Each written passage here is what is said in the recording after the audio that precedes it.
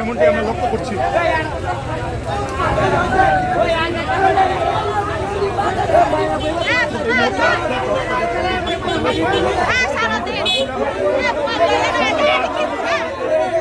ছেলে এর দিক থেকে আসতেছে, তখন একে নিয়ে আমি কোলে করে হাসপাতালে আনি।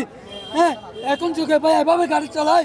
আমি প্রশাসনের কাছে দাবি জানাচ্ছি, আমাদের মহাদের কাছে দাবি জানাচ্ছি, যেভাবে মোটরসাইকেল অ্যাক্সিডেন্ট হতেছে, আজকে আমার বাপ, আমার চাচা, কালকে আপনার ভাই, হ্যাঁ, এভাবে দুনিয়া থেকে হারিয়ে যাচ্ছে। এটা সুস্থ তদন্ত চাই এবং মোটরসাইকেল আমরা বন্ধ চাই। হ্যাঁ, এভাবে কন্ট্রোলে আনতে হবে মোটরসাইকেল। কত কিলোমিটার চাইলে কংগ্রেস থেকে কত গিয়ে আছে এটা লাগাতে হবে। এখানে একটা মোটরসাইকেল লাগিয়ে ধরার গিয়ে আছে, এগুলো করতে হবে। প্রশাসনের কাছে দূর যাবে জানাই, এরকম যেন কোনো মায়ের বাবার কুলকালি না হয়, কোনো ভাইয়ের মার কুলকালি না হয়। আজকে আমার চাচা আমাদের মাঠ থেকে চলে গেছে। আমার চাচা ফিশের কাছে নয়টা হয়তো ওই ফিশিং বোর্ড আছে না, কেন মাছ উনি একজন জেলে ধরতে পারে। খেলার মাঠ ওইখানে বসে ফুচকার দোকানে বসে উনি চা খাইতেছে, পাশে চঙ্গি দোকানে কত কাছে চা খাইতে।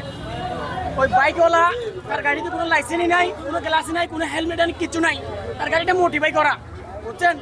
তো ওনার পিছনে একটা মেয়ে আছে, মেয়েটা একদম বাজে বলতে পারে, বাজে। ওই মেয়েটাকে সবাই চিনে, 420 মেয়ে, ওই মেয়েটা গাড়ি কিভাবে চালাইছে আল্লাহ জানে, আমি খেয়াল করি নাই।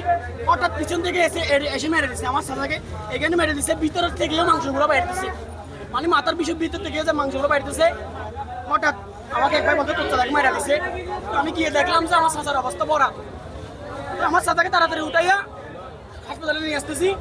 আনার পরে এখানে ঢুকানোর পরে ডাক্তার বলতেছে ভাই উনি তো জায়গাতে মারা গেছে।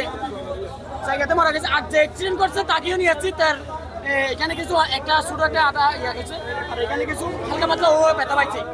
তো আমি ছোট ভাইদেরকে বলতেছি তোরা ওদেরকে নিয়ে কি করে একটু ট্রিটমেন্ট করা।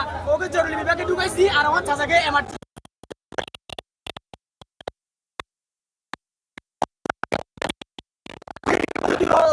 ওকে একটা কিও মারবি না, ও মৃত্যুর খবর শোনার সাথে পালাই গেছে। ভাই আমার একটা আপনার একটা সবার কাছে একটা অনুরোধ, উনি মেরে দিছে ঠিক আছে, আমি মেরে দেওয়ার পরেও আমার আপন চাচা এত কষ্ট, আমার সামনে চোখের সামনে একটা মানুষ মরে যাইতেছে, এত কিছু দেখার পরেও ওকে একটা মারি নাই।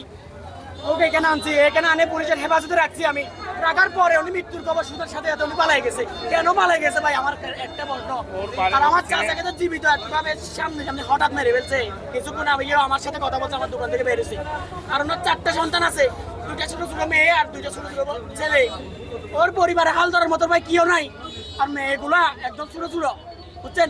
ওনার ফ্যামিলিতে হাল ধরার মতো একজন উনিই ছিল, আর উনি কোনোদিন কোনো মানুষের সাথে কোনোদিন ঝগড়া করছে তাৎক্ষণিক আসছি, এসে দেখতেছি খুব উত্তেজনা, অ্যাক্সিডেন্ট, খুব ভয়াবহ অ্যাক্সিডেন্ট। ওই যে ছেলেটা অ্যাক্সিডেন্ট করেছে মোটরসাইকেল আরোহী, মোটরসাইকেল ও আমারই কুরু স্কুলের ডেলপাড়ার সন্তান। আবার যে আজকে অ্যাক্সিডেন্টে মারা গেছে সে মনুপাড়ার আমার এলাকার ছেলে। তো এখন তো আসলে সে মারা গেছে, ওকে উত্তেজনা, এলাকাবাসী খুব রাগান্বিত অবস্থায়, খুব তাকে হারাই ফেলছে এই অবস্থায় আছে। আমি আবার পুলিশের হাতে তাকে থানায় সুবদ্ধ করেছি, এ পর্যন্ত আছে।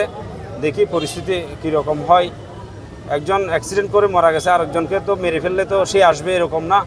তবে দেখি প্রক্রিয়া অনুযায়ী যেভাবে হয় সেভাবে আমরা করার চেষ্টা করবো ইনশাল্লাহ। ঘটনাটা কোন জায়গায় ঘটেছে? ঘটনাটা আমার কুরু স্কুল নতুন ব্রিজের পরে এখানে গুলচক্কর টার্নিংয়ের, এখানে গুলচক্করে প্রথম গুলচক্করে, তারপরে পাশাপাশি মনে হয় ওখানে হয়েছে। ঘটনাতে আসলে যা শুনেছি, ওই মোটরসাইকেল, তার পিছনে একটা মহিলা ছিল, সে খুব স্পিডে মোটরসাইকেল আসছে। এর আগেও নাকি মোটরসাইকেল এখানে 2-1 আপ ডাউন করছে এটা তাকে নিয়ে।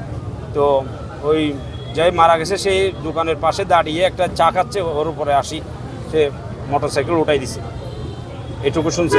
এই রাস্তাটির মধ্যে আমরা এই ধরনের দুর্ঘটনা দেখতে পাই কিছুদিন পর পর, এই নিয়ে কোনো ধরনের ব্যবস্থা গ্রহণ করবেন কিনা আপনারা একটু বলুন।